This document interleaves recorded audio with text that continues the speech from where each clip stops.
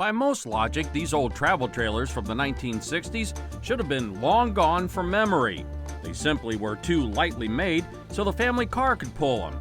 But give credit to the women of the world like Vicky Nash for seeing the hidden treasures in these old trailers and saving many of them from the junk pile.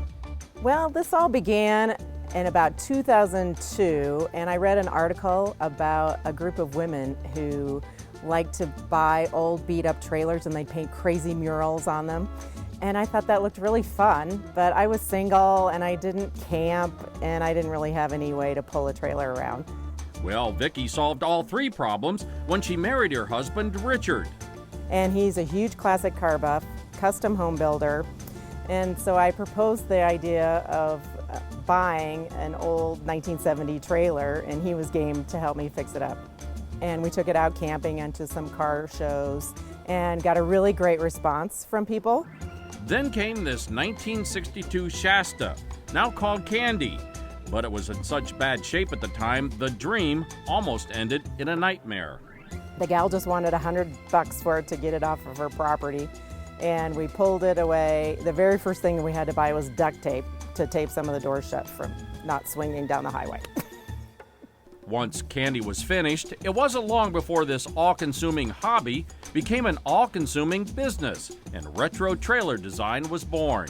That's right. When they were built, they weren't very expensive. A brand new trailer like the green one here was $750. They weren't meant to last 50 years, so they weren't built very well.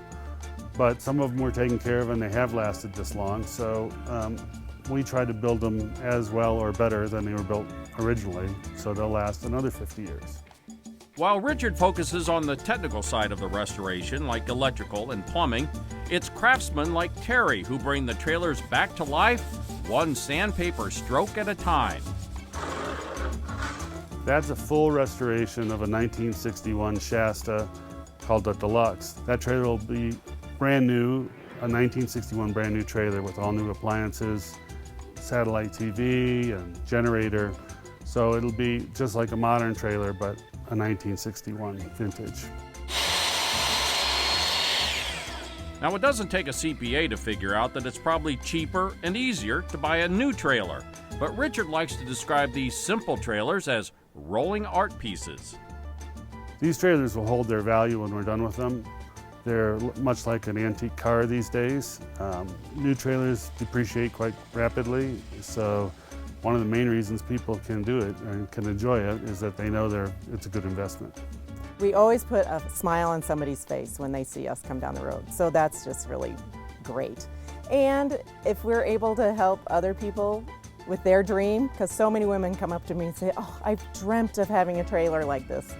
And what better way to make memories than doing it the old-fashioned way? Well, our time is running short here in Western Colorado, but what great memories we're taking with us. And maybe the best part, doing all of that in this kind of beauty. We'll see you next week.